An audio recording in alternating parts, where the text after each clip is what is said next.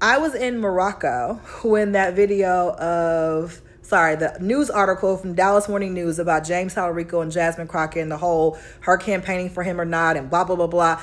I was in Morocco when that news article dropped, and I was about 5 seconds from setting up in my hotel room making a video breaking down why y'all had the game twisted. But the old me was looking out for the new me because I had posted a very similar video about that conversation back in May, and the algorithm just pushed it like it was brand new, so it worked out for me. So I didn't really have much else to say until today. So today, Talarico went on 93.7 The Beat, which is a black station here in Houston, and spoke with Ashley on air. Her page is Ashley double E, two E's. And she pushed him on some things that I would be asking. I think she did a good job. She talked about whether Crockett should be campaigning for him, and he was like, the onus is on me. And I was like, have we not been saying this bar for bar? The onus is on the nominee. She doesn't have to do anything. And quite frankly, I'm going to keep it a buck with y'all. She gave him the greatest gift of name recognition. Her entering that race helped many of you all know who he is, especially people who don't live in Texas. Her work is done. It's on him as the nominee. And he talked about that. It's on him to bring black voters in. If you are the nominee, that is your job, not hers. So he says that. She also asked him about his followers cutting up online behind his name. And so he said that he doesn't agree with that and that that's just not what he supports. And he referenced this video that he did very early on in the primary when she entered the race. And the video was good. I shared it at the time, but I think that wasn't enough.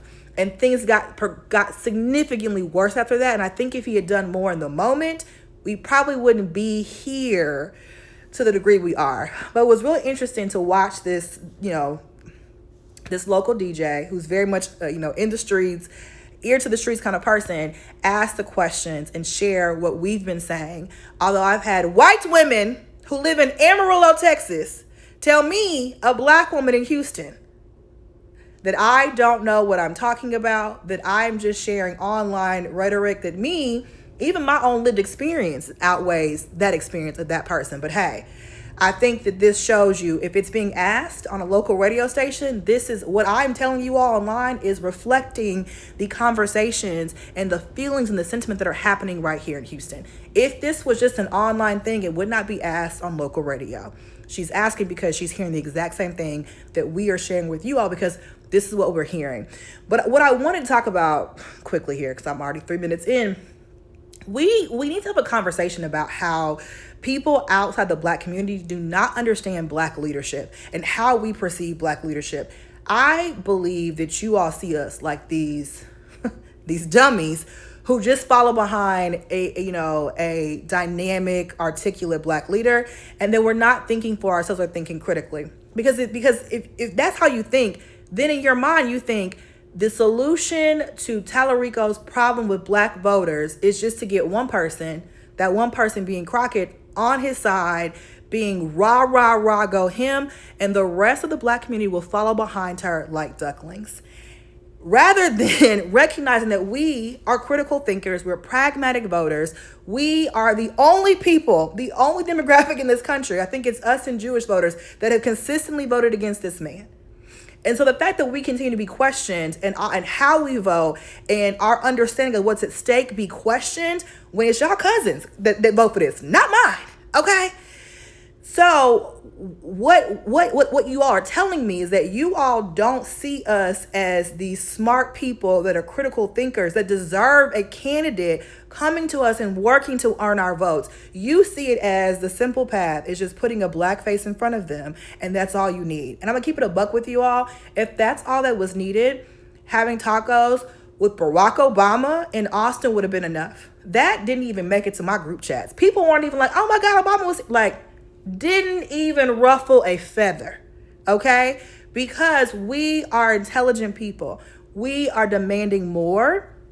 And if it was as simple as putting a black face in front of us, then Winsome Sears or whatever her name was, Winsome something over in, what was that? In New Jersey, or where was she at? Whatever state on the East Coast. That would have been enough, y'all. It's more than a black face to get us on board. You have to do the work. You have to show us What are you in this fight with us currently? And so I want some of y'all to sit with that. You all think that black people just follow behind black leaders. Y'all will often try to, it's paternalistic as well. Y'all will drop like, oh, MLK wouldn't agree with that in my comments. Respect the heck out of him. I guarantee you, I know more about him than you do. Okay? But he's not my dad.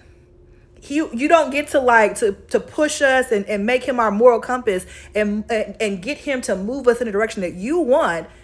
That's not how that works. Or y'all use Malcolm X. That one's probably the funniest one to me, especially when it's non-black people using Malcolm X. I'm like, do you know what he said about you? that one always tickles me.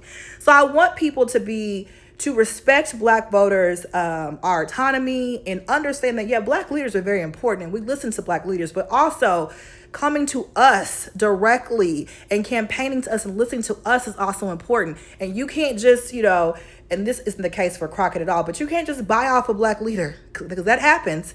Buy off a black leader and put them in front of us and think that we're going to go, oh, great, yes, and just follow behind them without using our critical thinking skills. We are critical thinkers. And I continue to say that when you look at how we have voted in this current moment, it's audacity that y'all would even question us.